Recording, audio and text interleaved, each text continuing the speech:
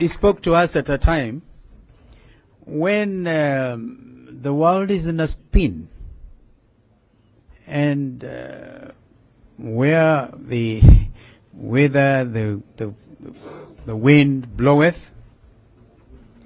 Sometimes you are some works of art, and those of you who are students of Shakespeare will perhaps, if you have read the book that I once did in Form 5 and I think in Form 6, Hamlet, by Shakespeare, where the chief character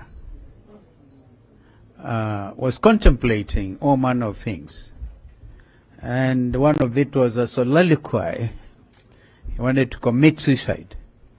And he went something like this: to be or not to be? That is the question. Whether, ladies and gentlemen, it is noble in the heart to suffer the slings of outrageous fortune, or to take arms against a sea of troubles and by opposing end them. That was Hamlet. And another one said, it was him actually went on to say, time is out of joint, oh cursed spite, that I was born to set it right. Time is out of joint. Ladies and gentlemen, honorable members, as we speak, here at Manzoni, over 16,000 people have perished in a deadly earthquake. I think we should just stand. I feel in my heart we should just stand for a minute and remember the people of Syria and the people of Turkey, since unlike many other countries which are sending, we do remember, of course, acknowledge our brother is suffering that disability. I'm sure he's with us, Mheshimiwa Tim. Remember, when I say time is out of joint, remember seeing those children being pulled out of the rubble in Syria. And now the weather is not like in our case here. It's cold, biting cold, minus. And apart from those who are perished, others are going to perish because the wherewithal. Let's remember them. Thank you so much. And as if that is not enough, here at home, we are suffering reversals of our democratic gains. And whoever thought of calling for this retreat, I want to thank the leadership of our coalition and parliament, because they thought right. Straight from your 2 weeks in Mombasa, was it? And I must congratulate Engineer Zambia, Honorable Kimilu. I just got information today that Wiper members from Machakos actually received invitation to go to State House. I don't know why they're so selective. Yeah, just heard that. And they declined. Politely. Because you can send very powerful messages very politely. Because if we are going to make sense of democratic gains, you do not go, as Adam Zolo has put it, cannibalizing political organizations and inviting members without reference to their leadership. It is unthinkable. Therefore, I saw others saying that Wiper is going to State House after our colleagues. I haven't heard anybody saying they're going there. I must thank the member for Mwingi Central, Gideon Mulyungi. I'll give him, I'm choosing just an example. He was with us in Kamukunji, in Kibra, and actually went a step further, declared himself a general from his side of the world. But he was invited by Moses Kuria to State House in Mombasa, when the president was doing, and I use the word president advisedly, was opening some factory, and so because there's coal in Mwingi Central, a lot of coal deposits, he was someone to go and explain why him, and I don't know why they left Irene Kasalu, the county women rep for Kitui, because I know she has been in the forefront in opposing coal mining in that area because of the current climate change arrangements all over. But Gideon went there, but he did the decent thing. He said, I've been summoned to State House. He called his party leader. He called his party leader. And I think that's the way to do it because of the urgency of the matter, and his committee was in Parliament. He just had the decency to call me, and I straight away said, please go. Because as Jeremiah said, if there are issues to do with your own constituency, you should feel free to do something. But then there's, take that against the negative, the opposite situation of a conspiracy to defraud democracy. A conspiracy to defraud democracy. Last night I was watching CNN, and a gentleman who is German has written a book, Ndugu, which I think we should look for and read. And Adams, please, I want to challenge you to look at that book and make a critique of it. The title of the book is Democratic Capitalism by one Wolf. And this morning, listening to BBC and the Director General of the World Health Organization, she was a Nigerian lady, very capable, and been asked, what do you say to the fact that globalization has died? And she said, allow me to differ with you. It hasn't.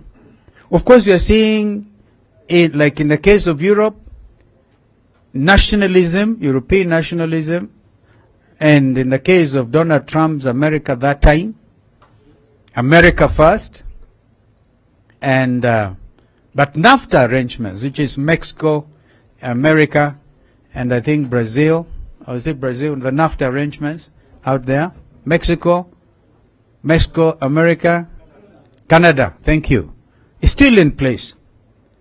And we have in our region, of course, the building blocks towards African unity, the Abuja Declaration, if you remember, if some of you have looked at that, and therefore the fact that we are strengthening regional integration as within East African community, that's why we're seeing the East African national anthem. I don't think we are cannibalizing our approach to regional unity, but Brexit perhaps was to blame for that kind of impression. And somebody last night was saying Europeans, and actually quick to say, when President Zelensky makes a surprise visit to visit Prince Charles and the House of Commons and addresses them and asking, in fact you are reminded of what Churchill once said during the Second World War, when he went to the US and said, give us the tools and we'll finish the job. I'm saying this as a background to what I'm just about to say. That as a nation, welcome sana ndugu Eugene Wamalo. Tumpigie makofi. And DAP and I think Kanu are really represented. When I heard them saying Kanu is going to State House, I started laughing. So, fellow Kenyans, because you are leaders, if you are not careful, you are going to follow.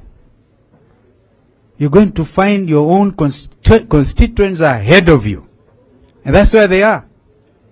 We saw that in Jacaranda. I saw that in Kibra. You're most likely going to see that in Mavoko tomorrow. And therefore, as a leader, you need to ask your question. Do you want to lead or you want to be led by your own people? Something is grossly wrong with our country. But I draw a lot of satisfaction out of the fact that Constitution 2010 is in place. And so, if it was not that for Constitution, some of us would be in detention for sure. Therefore, Adams, those of our fellow countrymen who struggled for democracy in this country remain our heroes today. Because of them, we have now established a tradition where even if you are president, Ndugu Raila, if you are the president today, you will require William Ruto as leader of the opposition. I saw last night during the address of the State of the Nation by President Joe Biden, perhaps the biggest democracy in our Constitution, 2010, is fashioned in a very straight way, very strong way along the American Constitution. He had to go there and plead with the Speaker, who is Republican, after Nancy Pelosi left. Now the Republicans have gotten the leadership. I just want to encourage us to be very strong and very focused. Very strong and very focused.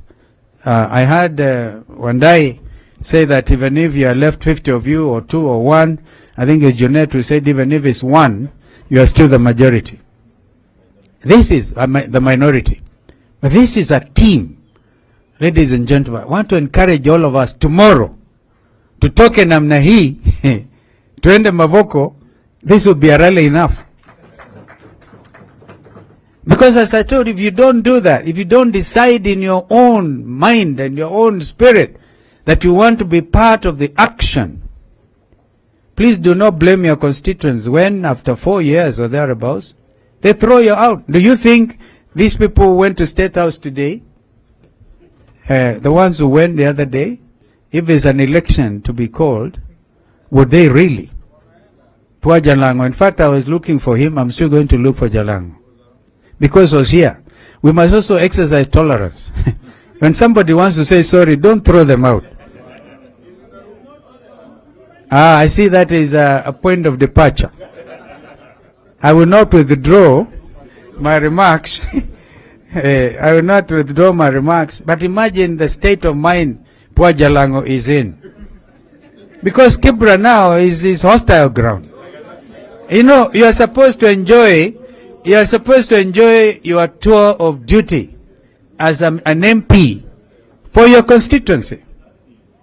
Let me tell you, I must congratulate our brother Tim Wanyonyi, and I'll tell you why.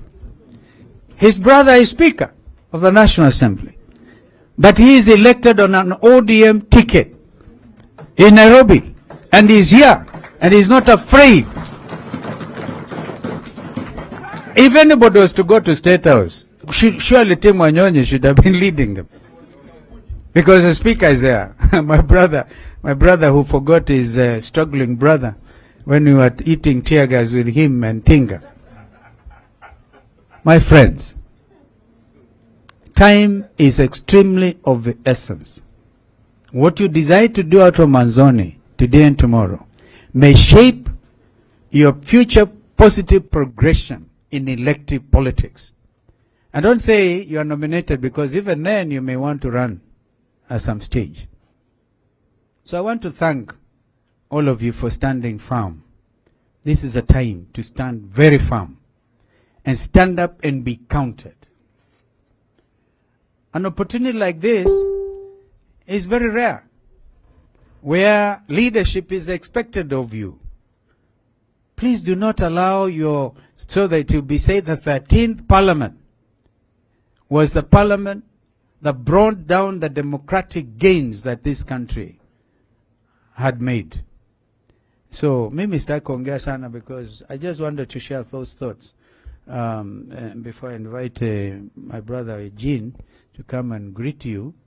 And so, you know, this was your retreat, actually. So I thank you for inviting me. I thank you so much. You know, you didn't have to invite me, because it's your retreat. Eh? Nani anaomba kura? Kwani kura ni ya leo? I'm here to accompany Baba. Wacha hiyo mambo ingine. Sindio? Before we do that, we have some work to do. And that is to salvage our democracy. You're going to look at those figures. By the way, with all the noise that KK are capable of doing, do you remember I said they are Kenya Kwisha? Yes. With all the noise they're capable of making, none of them has contravened the findings of the whistleblower, because they're absolutely truthful. I like it, Adams. I like your sense of optimism when you think, even when you said even the compromised judiciary will take judicial notice of the development, the political developments in this country. So be there, be a champion. Be a champion. Let us really make sure this country is safe for the present generation and the generations to come. If we falter and go and eat ugali or whatever it is, we will be counted on the wrong side of history. Some of us have decided to stand for what is in the best national interest of our country. And this time, we are called upon to stand firm and be a true buffalo soldier. Because if you are not, the alternative is you go home. Yeah, if you want to go home, mapema, start now. But I'm quite sure you now know, even in your heart, in your own mind and heart, I'm sure you remember, you can feel that all is not well with our country. And the people themselves are crying out. The confusion in the education sector, real confusion. People think high cost of living is global. No. But we had an opportunity when former President Uhuru had to negotiate tough with the IMF executive director, whatever the title is, to say, please allow, my people are going to perish. We want these subsidies in fuel, yeah, so that we at least can manage to get around. But for anybody to jump up and say, oh, it is a world problem. No, no, no.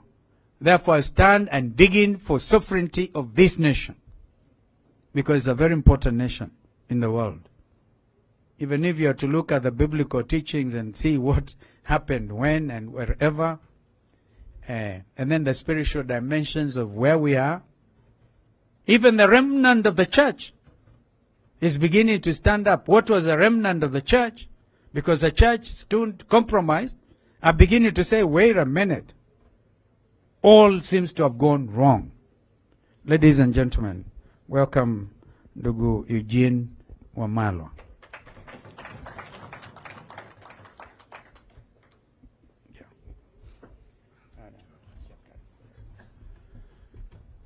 Thank you very much, Honorable Stephen Kalonzo Musyoka, the Honorable Raila Odinga, my brother Kioni, Honorable members of our National Assembly and the Senate. Good afternoon. The danger of coming late is that you might either be irrelevant or you might be repeating what has already been said. So I don't want to say much, and just to give my apologies for arriving late. We had a very tragic accident just a few hours ago, in the last 24 hours. And our executive director of the Democratic Action Party of Kenya, one Colonel Benjamin Mwema, passed away. And we had just been with him. He was with us in the Azimio rallies. And he was driving home. And on Thika Road, there was an accident. So they were just doing the postmortem. The burial is tomorrow. That is why I was late. I should have been here much earlier. Actually, the gentleman comes from Machakos County. Many of you know him. So that is why we were delayed. And I just wanted to say one or two things. As you resume, because we know that after this retreat, you'll be going to Parliament, there are a few things that are coming before you. For me, there is one that is a matter of great concern, and I really wanted you to look at it. It concerns devolution. It concerns our counties. And I think there will be a petition for additional counties. That petition is targeting certain counties, and I believe the Honorable William Ruto is fully behind that petition. It's targeting to divide the county of Trans Nzoia, the county of Bungoma, to create Mount Elgon County. It's also targeting Busia County to create Teso County. It's also targeting Migori County to create a new Kuria County. They are all within their rights to bring these petitions. But the real issue that is on the ground now, coming from this part of Kenya, where the 3 counties are likely to be created, you can feel already this driving a wedge between communities. And those who were in support of this constitution, the 2010, I can tell you for sure that those in State House were not part of that progressive movement that fought for devolution, that brought about this constitutional devolution. There are those who oppose that are there, and they do not have the interest of devolution at heart. They do not, or they are not doing this to advance the objects of devolution under Article 174. They are doing it for political expediency. When you look at the 47 counties and the results, our candidate Raila Odinga won the majority counties, over 24 counties, went blue. William Ruto won, I think, were they 21 or so? But he's trying to see how to create additional counties for 2027 purposes. And the 3, I'm sure he is, of course, persuading the minority communities that he will protect them. And if we make that mistake, we would have opened the Pandora's box when we create ethnic-based counties. Where will you stop? Because beyond those communities, there will be now a demand by clans, there will be a demand by many of the marginalized. It cannot be good for our national cohesion. Please apply your minds to that. And if he's saying already they are unable to actually pay the 47 counties that are here, they have been unable. From October, counties have not received their money. Gachagua is saying they have no money to give the 47 counties. Ati hata wakimchapa matako yake hakuna pesa itatoka. Yes, so I'm told there's a likely impeachment. Sasa, I just wanted to leave that with you so that you see how to drive that agenda, to defend devolution, so that if there's anything, we should be looking at additional resources going to those counties, so that we build democracy from the grassroots, and we turn our counties into engines of socioeconomic transformation of our country. If we are talking, they really believe in bottom-up, devolution is the real bottom-up, and that is where the focus should be. Sitaki niseme mengi kuliko hapo. I just want to wish you well, but to also tell you that what is happening now reminds us of the dark KANU days. We went to a function in Kibra. By the time we were leaving that rally, because some of us have been seen very committed on this side, we have been targeted. You've heard about what happened to my brother Matiang'i last night, and Baba, we must really thank you for being there for him. In fact, I want, after we finish, I want you to know my house in case it happens to me also, please. Because I'm told there's a list. Those of us who are ministers in Uhuru's government, who are close to Uhuru, they are not just targeting Uhuru, they are targeting us as well. Maybe you might not know this, Baba, but having been a defense minister, I had about 4 security officers. 3 were withdrawn. But the day I was seen in Kibra, the next day, the only remaining police officer assigned to me was also withdrawn. As we speak, there is the attempt to intimidate. You are the voices of the people. If you don't speak out, the dark days are upon us. In fact, what we are seeing is like, those of you who are students of European history, are like the days of the reign of terror by the Jacobins. So what we have in Kenya today, if you don't come out to fight this illegitimate regime, the reign of terror by the Kenya Kwanza Jacobins is upon us. Please, fight for the people. Asanteni na Mungu awabariki. May I now have the pleasure of inviting the People's President, Jacomo mwenyewe aongee na sisi.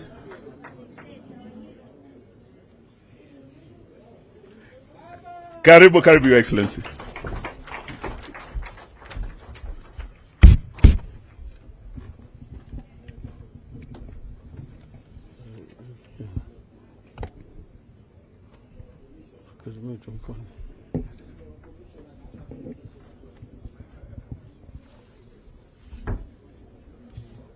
Thank you. You may be seated. The reason I'm asking you to sit down is because I want to ask you to stand up for 1 minute to observe a silence in honor of the late Minister for Education, Mr. Professor Magoha.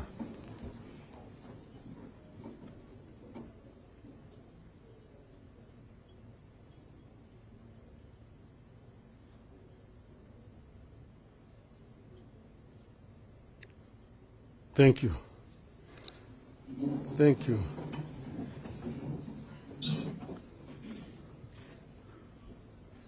Wajumbe wa Azimio, hamjambo? Hamjambo tena? Azimio? Azimio? Azimio? Asanteni sana.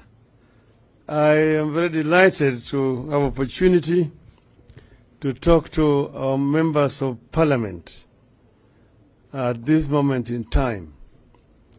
Now, I have some notes which I put together that I want to refer to first, and then after that I'm going to talk to you from my heart.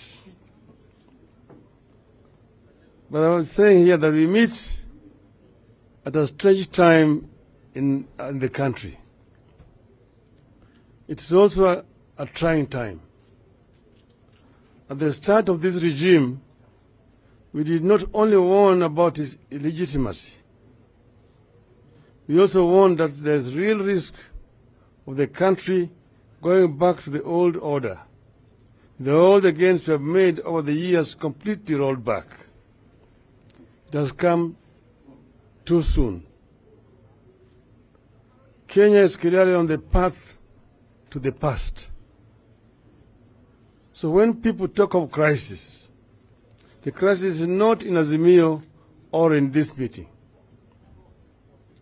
The crisis is out there with the legitimate Kenya Kwanza regime and the heavy yoke the regime is putting on the people of Kenya.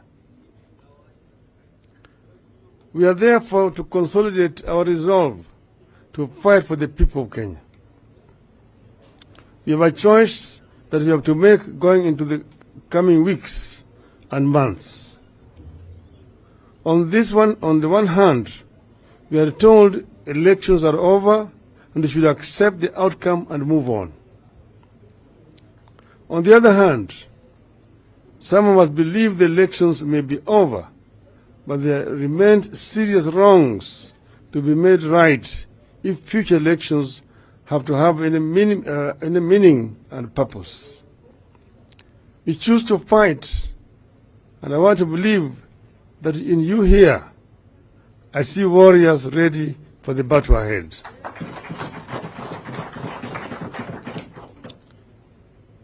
There are many freedoms we have to fight for on behalf of Kenyans. Today, I want to interest you in just two. One is the two freedoms we have to prioritize the two are the ones which we want to prioritize in this period. First, there is social and economic freedom of the people of Kenya. Kenyans are hurting. They demand and deserve economic justice. Secondly, electoral freedom. The electoral justice that will ensure the votes the people of Kenya cast during elections are counted and are respected. We believe that social and economic justice goes hand in hand with the struggle for electoral justice. They care about statistics.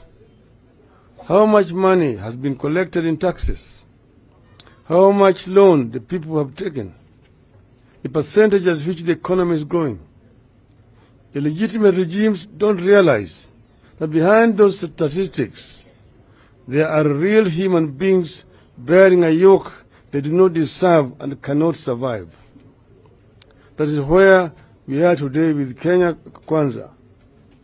It is about statistics, not the people. Kenyans deserve a government that understands that the people are hungry and angry, that people need jobs, that people need wage increases to be able to live with dignity, that people need better prospects for the future. Kenyans want and deserve to live well and eat well. They want good and well-paying jobs, and they want their salaries to be constantly adjusted above the inflation. I know no nation in history that has ever put up with such a huge tax burden as Kenyans are bearing today and survived. Kenyans now work for taxes. Tax now comprises close to half of the prices of goods our people buy. And I give an example. Today, if you pay 100 shillings for water, 70 shillings of that money is tax. Kenyans need justice on taxation front, and we're the only people to take up this battle. We must force an end to taxation policies that place heavier tax burden on the middle class and the extreme poor, while those to the administration easily avoid taxes and are reimbursed their proceeds through proceeds of crime. We must lead Kenyans to demand social and economic justice predicated on access to jobs, a fair minimum wage, a free education for all our children, in addition to abolition of punitive taxes.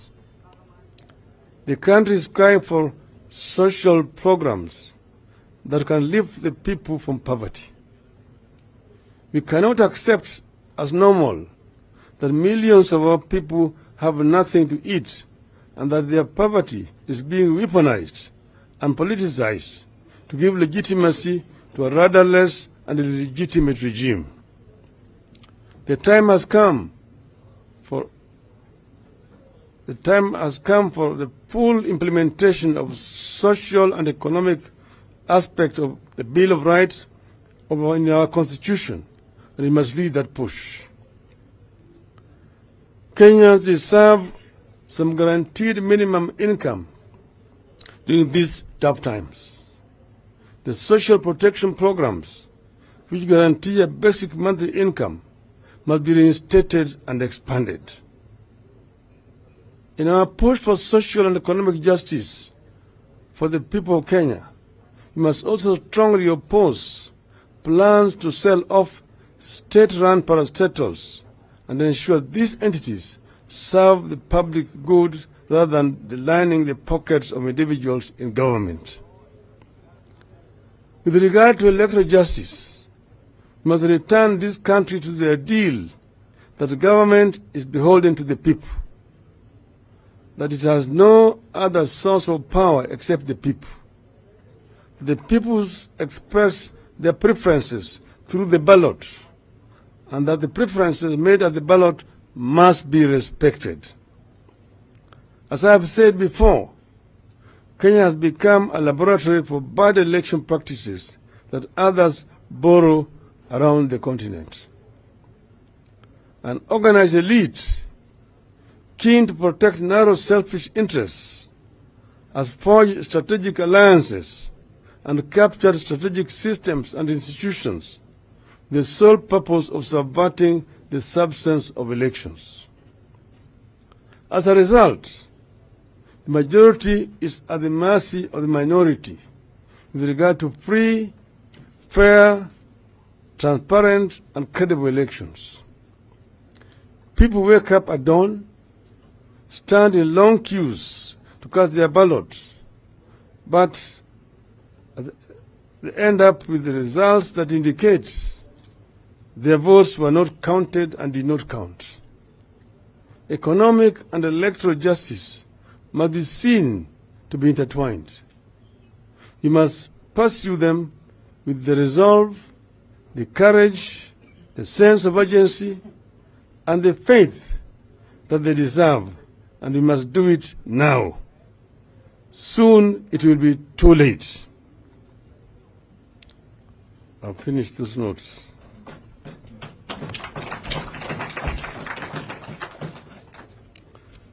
Then now, I want to now add a few points. First of all, what Professor Adam Solo mentioned to you people, and also what my other three brothers here have talked about. One, I want to begin to tell you here that nobody has asked for, and there will be no handshake. They've kept on talking wherever they go, oh, these people are doing this because they want to be called for handshake and so on. You have not asked anybody for handshake, and we don't want any handshake.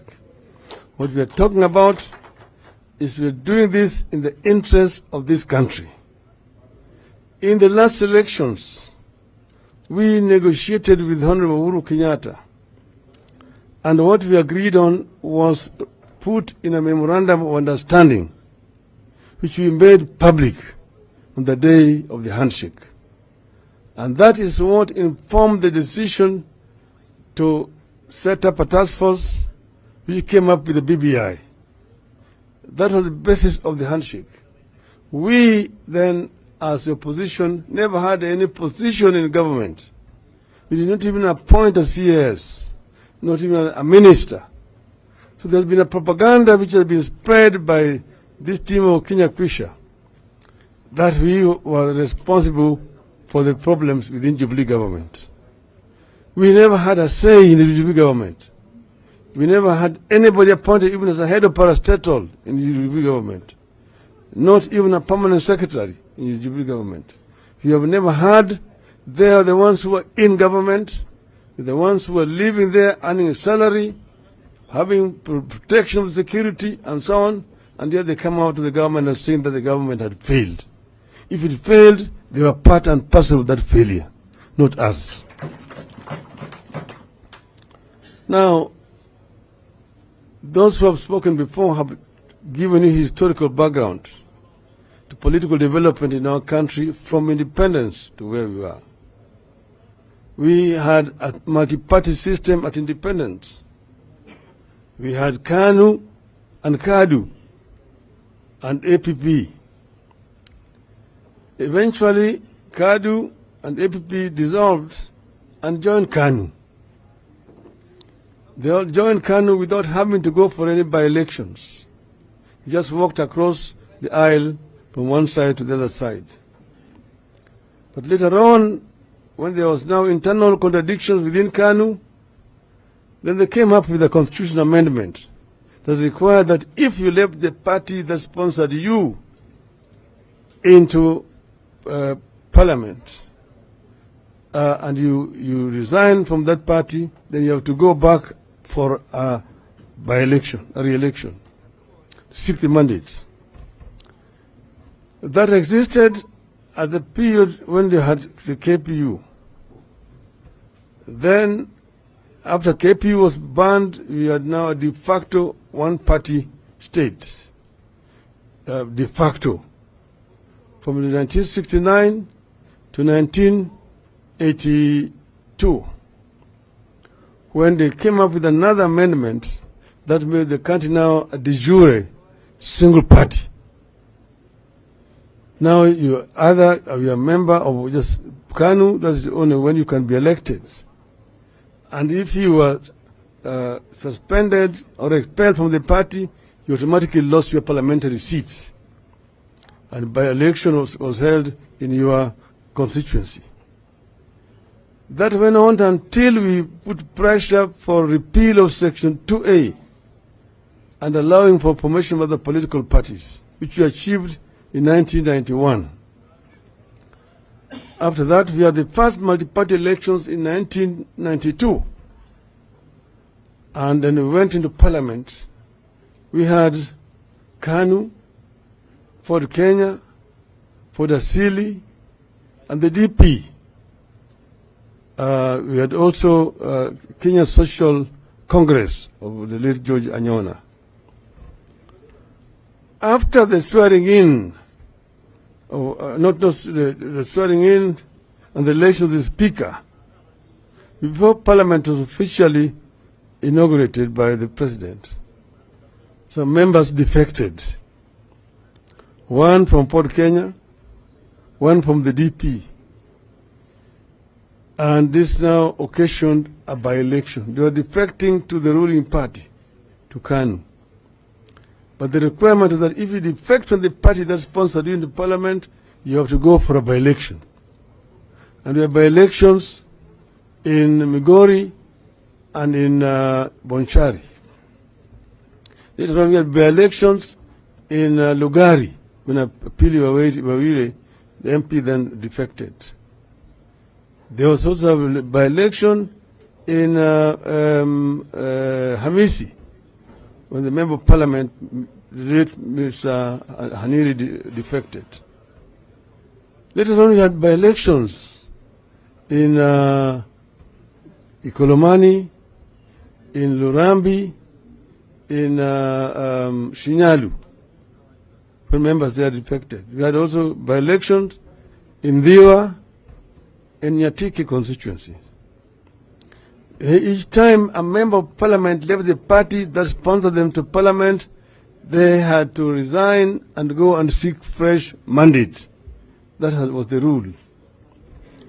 I myself resigned from the party that had sponsored me into elections, Ford Kenya, when we disagreed irreparably with the leadership. I resigned and went and sought a fresh mandate from the people of Langat, and I was re-elected. This was the situation during all that period of time until now we came to 2010 Constitution. The 2010 Constitution now created a presidential system of government. But all the same, it says clearly that Kenya is a multi-party democracy. Kenya is a multi-party democracy. A multi-party democracy, mature multi-party democracies, there's nothing like defection. US, you see a situation like the last time, there's only one member difference between the Republicans and the Democrats. But the situation where a member of a Democrat would defect to go and join Republicans is unthinkable. Very few cases in history. It will not work. In the UK, it's unthinkable that a member of the Labour Party will defect and join the Tories. It does not happen. It does not happen. You are elected on this party's mandate and you remain the member of that party unless you are expelled from the party. Remain a member of the party. In the German parliament, the same. You are a Christian Democrat, a Christian Socialist, you are a Social Democrat, and so on and so forth. This is the direction we must go in this country. We have had coalitions, a pre-election coalition because of the presidential nature of our system here. But you are elected as a member of a party which is a member of a coalition. A member of a party which is a member of the coalition, the party should not actually resign, it should not leave the coalition. That because as you're going to the people, you are going with a mandate, you are going with the manifesto of the coalition, and you are being elected on the basis of the manifesto of that party. This is very cheap and principled for a political party to say after the elections, you're now resigning and now going to join another coalition, the one actually you ran against. That is political prostitution. No basis at all. On what basis did UDM resign from Azimio to go the other side, even before the speaker had been elected, even before members had been sworn in? What was it that was now more attractive in Kenya Kwanza than in Azimio? Merely because of political expediency. Political prostitution is something that must stand condemned by all civilized Kenyans. Then now the so-called Kenya Kwanza is being proud that they are majority. It's an artificial majority because the people they have here have not gone to ask the people who elected them whether they want to go to Kenya Kwanza. They are going there, they're going and voting with the people against whom their own elected voted. They were elected against those people. So now Mr. Ruto is enjoying an artificial majority which does not deserve. And therefore we do not respect any laws that are passed by that artificial majority. Now you come to voting in Parliament. You will see what Kenya Kwanza is trying to do is to abuse the so-called artificial majority to change laws of the country, very fundamental laws. You have a situation where you find that I don't want to call him president, the head of the executive, is writing to the speaker for the speaker to initiate a legislation that will end up with creating a position of a leader of official opposition. Now, ordinarily, first, the president cannot initiate a constitutional amendment. That was even the ruling of the Supreme Court. Secondly, the speaker does not originate legislation. The speaker sits there and waits for laws to be brought, the bills to be brought to him. Usually, if the government wants any legislation, first there must be a cabinet memorandum. That matter is discussed in the cabinet. The cabinet then approves it. It goes to the Attorney General, who then now complete the bill. The draft bill which is passed by the cabinet is then given to the leader majority, who now comes and tables it before the House. That is how the civilized parliament work.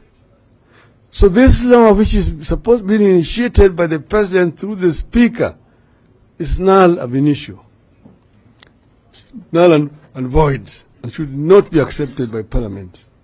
And our advice is that our members of parliament should not accept to deliberate the legislation.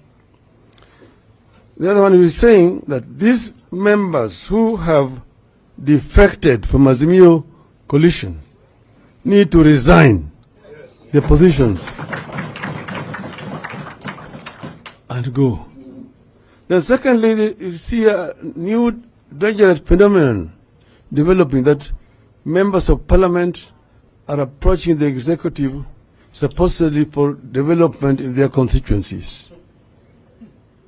Under our current constitutional dispensation, the resources are being actually allocated by parliament.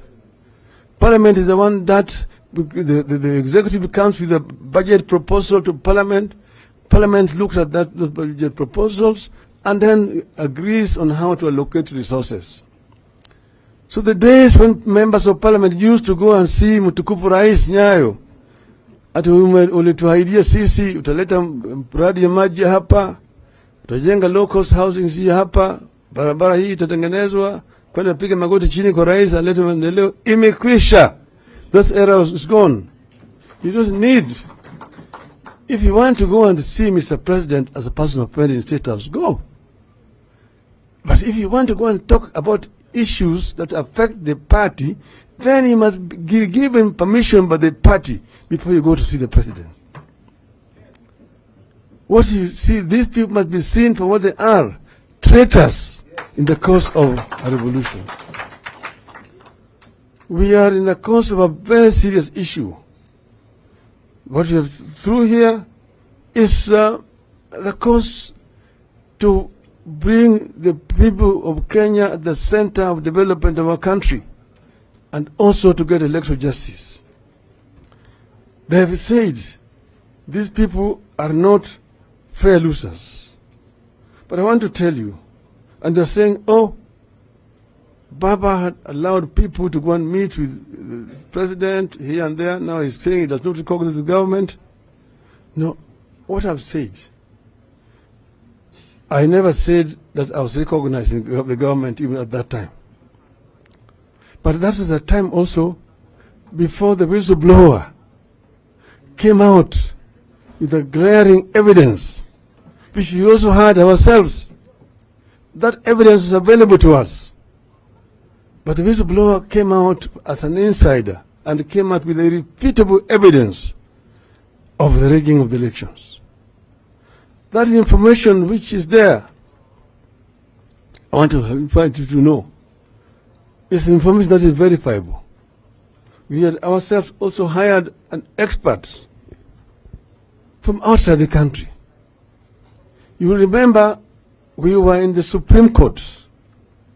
And the Supreme Court, our lawyers demanded that we be allowed access to the server so that we can be able to get authentic information. The Supreme Court said they agreed, but the collusion of one of the judges who was in charge of the ICT, the registrar did not allow our people access to the server. Our experts were there. A letter came from the company that was offering providing the services, Smartmatics, saying that they cannot allow access to the server because that will infringe on their proprietary rights. Here is a company hired by the government, paid to provide the technical services for the country. And there's a dispute over the results. And one of the parties to the dispute is asking to be allowed access to the server, so because that is where the information went. And the company is refusing to allow us access to the server. And then later on, the Supreme Court comes out and saying, we do not have a case. Now, I think it is important for me to point out to the members here, the structure that was in place on the 9th of August, when Kenyan people went to vote. That structure is you had what you call the Kim system. The voters were being identified biometrically. And after they've been identified, they're being given ballot papers to go and cast. At the end of the day, these ballot papers were being counted. And after they've been counted, then the presiding officer at the polling station would enter them in a form that they call Form 34A. That 34A will be completed. Then the presiding officer would sign. And then the agent would countersign. Then the presiding officer would announce the results publicly. And then he would scan those results and press a button to transmit to the server. Then he would paste a copy of the results in a wall somewhere. Then he would go with that Form 34A to the tallying center, constituency tallying center, where there's a returning officer. The presiding officer will come with Form 34A there. And the returning officer will receive 34As. And then it would be added. This is now on Form 34B. They will be added, and after they will be added, you will sign with this ID number, telephone number. Then the agent of the parties will countersign. Then he will stamp the IB stamp. Then he will announce the results. And then he will again scan and transmit. Those are the results which are authentic. Now, the information available in the whistleblower's report there has authentic original results from 245 constituencies. Original, with the IEBC stamp, with the signature of the returning officers, countersigned by party agents, with then ID numbers and their telephone numbers. And there is a barcode also there. That barcode, if you scan, tells you the location, the date, the time when that transmission was done. It cannot be copied. It's authentic. So I want you to know that the report in the IBC whistleblower is authentic report. Authentic information. It shows that at 245 constituencies, Mr. William Ruto got 4.6 million votes. And we got 7.1 million votes. If you add the 45 which were not transmitted electronically, where the returning officers came with the physical forms to IBC Center at Bomas. If you take those results and now add up 245 plus 45, that's 290 constituencies, plus the diaspora, then Mr. William Ruto gets 5.9 million votes, and we get 8.1 million votes. A difference of 2.2 million votes. That is authentic. Cannot be denied, cannot be contradicted. The IBC cannot contradict it. They're just now saying somebody must have probably get crashed in there and got information. That's the investigation they're doing. But they will not come out and say this is not authentic information. And that's why we're saying if you're denying, let us have an independent institution like the Commonwealth or the AU to come and access the server and audit it. Audit of the server. But on the basis of that information, we might be saying, it's not that we are lamenting. If this matter is not rectified, what would be the reason for Kenya to wake up again in 2027 to go to an election? If at the end of it, one madman called Wafula Chebukati, or who has been paid, comes out and says, I'm the returning officer, I'm the one who has been gazetted, I'm therefore the one with the results. Because what happened on that day? Wafula Chebukati left Bomas of Kenya at 5 a.m.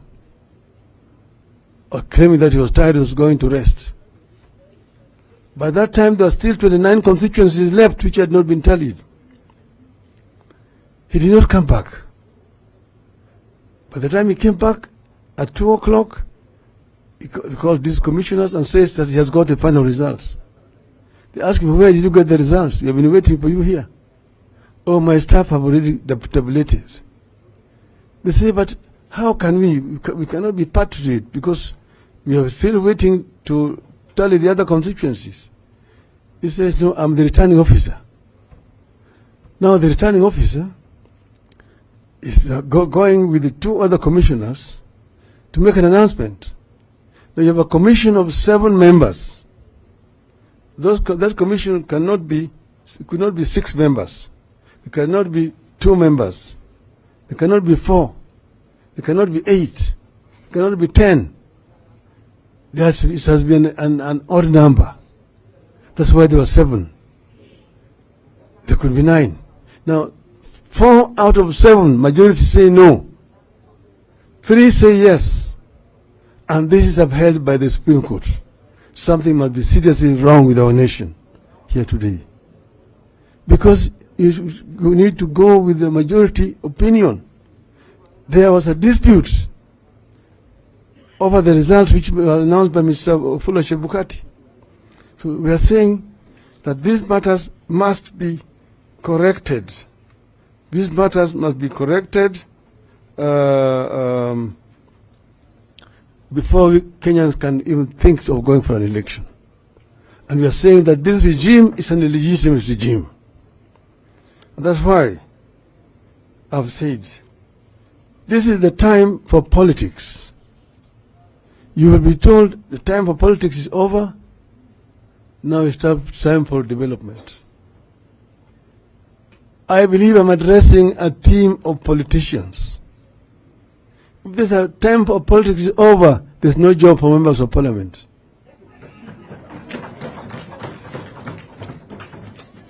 Because that is what you're doing, that's what you're paid for. You're politicians. That's why you're in parliament. And politics and development are intertwined. Politics and development are intertwined like 2 mating dogs.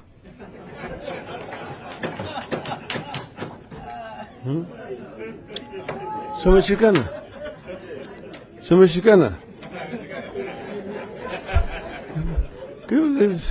This is what you're paid for. You're paid to politic. You're paid to politic. You cannot. If the time for politics is over, then close parliament, and let the bureaucrats continue doing the development. The work of politicians is to politic, and politics is development.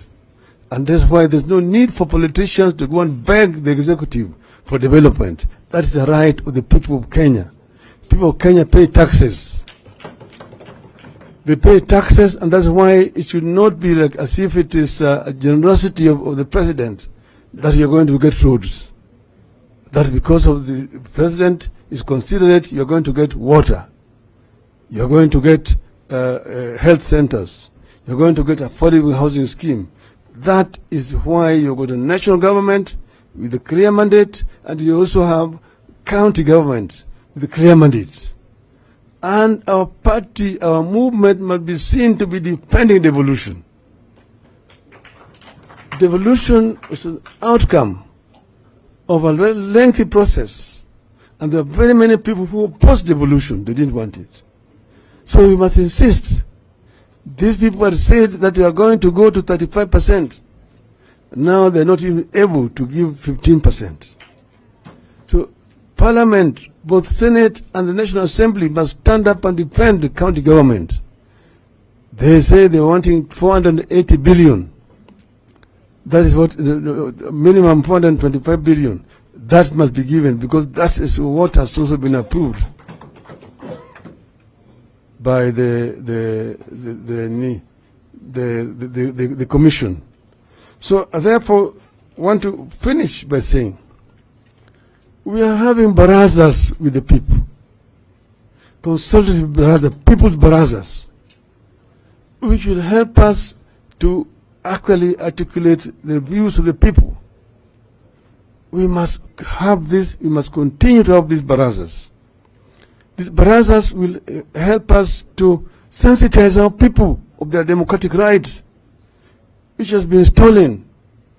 These people know that they stole elections, and they want to rule you as if they won elections. And they want to turn this country into a single-party dictatorship. So the parties will have no voice in parliament. And they are trying to use money and so on to woo our people into their side. So let's go to the people. The power to the people. So we are going to have these consultative meetings, and they're not going to last very long. But we must have them. Tomorrow we are going to be in Maboko Declaration. On Sunday, we are going to be in Busia. On Monday, we will be in Kisii. Then, on Friday or Saturday, we are going to be in Narok. That we've already agreed with on Olekina there. So these are Azimio barazas, consultation with the people of Kenya. And I invite all our members who are available to come there and show the face of Azimio. Azimio must bring the change that this country very badly requires. This is the mission. This is the responsibility of our people. And this is what I am actually delivering back to you people. I'm throwing a challenge. Stand up and be counted on this right side of history in our country. Thank you. Azimio. Azimio. Azimio. Azimio.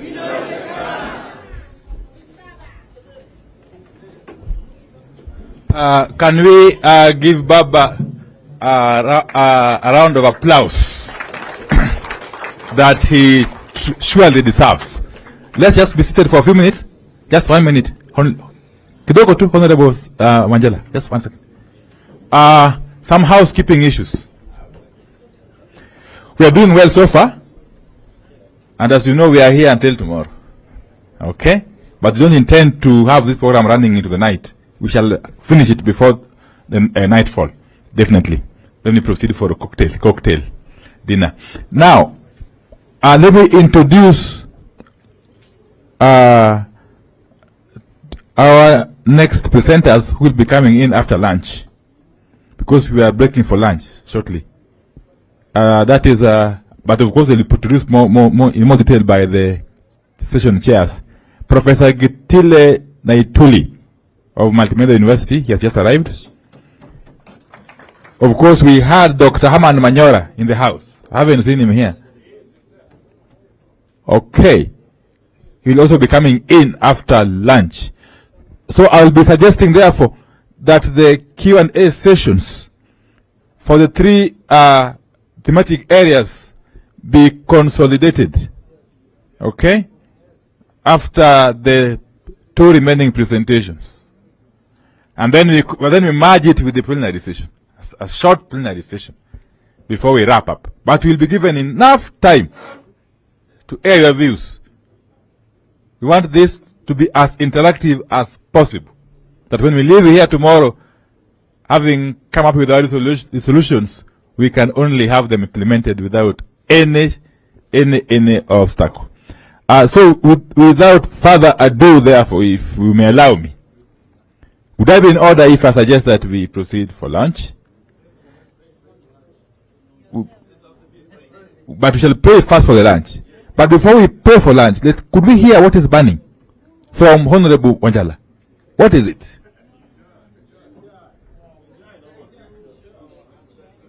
Yes, proceed, Honorable Wanjala.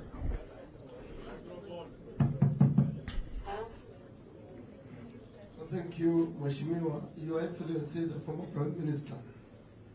You have explained to us, and some of us, we have been in this struggle right from 1992. And we are bleeding in our hearts. And the other day, I saw the prosecutors going back to court and